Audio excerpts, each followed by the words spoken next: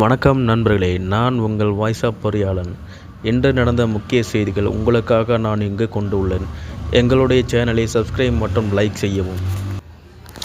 வரலாறு காணாத புதிய உச்சத்தில் வெள்ளி விலை, கிலோவுக்கு 20,000 உயர்வு. சென்னையில் தங்கம் மற்றும் வெள்ளி விலை தொடர்ந்து ஏறுமுகத்தில் இருந்து வருகிறது. இந்த நிலையில் புத்தாண்டு பொங்கல் பண்டிகையொட்டி இவற்றின் விலை தாறுமாறாக ஏற தொடங்கியுள்ளது. சமீபத்தில் தங்கம் விலை வரலாறு காணாத வகையில் ஒரு பவுன் ரூபாய் 1,00,000 தாண்டி உள்ளது.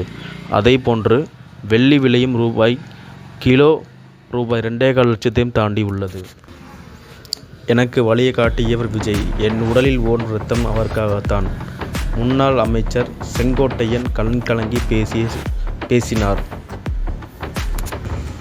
மேலும் தமிழகத்தின் நிரந்தர முதலமைச்சராக விஜய் இருப்பார் என்று செங்கோட்டையன் கூறினார். திருப்பூரில் நடைபெற்ற நிகழ்ச்சியில் தமிழக வெற்றி கழகத்தின் திருப்பூர் மாநகர் மாவட்ட நிர்வாகிகள் ஆலோசனை கூட்டம் நடைபெற்றுள்ளது. தெற்கு ரோட்டரி சங்கம் அரங்கில் நடந்தது. இந்த நிகழ்ச்சியில் தவாக தலைமை நிர்வாக குழு ஒருங்கிணைப்பாளர் செங்கோட்டையின் முன்னிலையில் பலர் தவாகவில் இணைந்தனர்.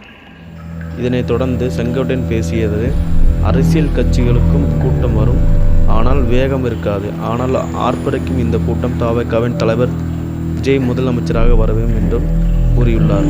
பெரும்பாலான அரசியல் கட்சி கூட்டங்களுக்கு வருபவர்கள் 1 அல்லது 2 மணி நேரத்தில் எழுந்து சென்று பாதி நாற்காலிகள் காலியாக இருக்கும். ஆளுங்கட்சி எதிர்க்கட்சி தேவையில்லை, நமது தலைவர்தான் முதலமைச்சராக வேண்டும் என்று இளைஞர்கள் வருகிறார்கள் என்று செங்கோட்டையன் பேசினார்.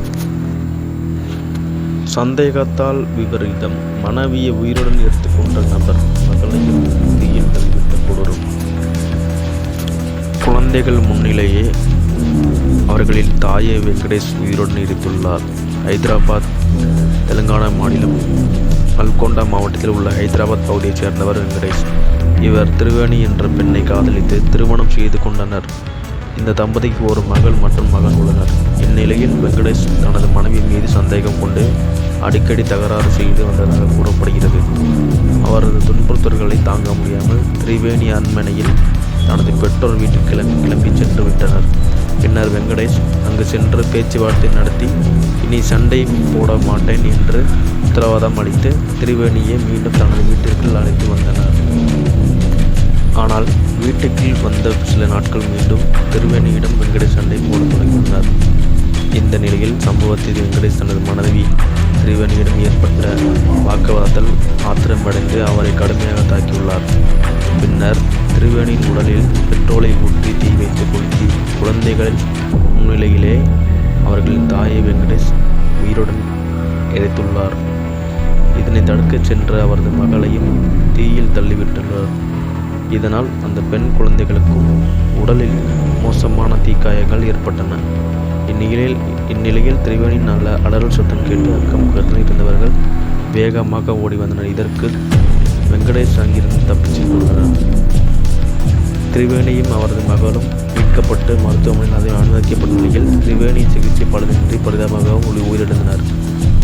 அவரது மகளுக்கு மருத்துவமனையில் தீவிர சிகிச்சை அளிக்கப்பட்டு வருகிறது.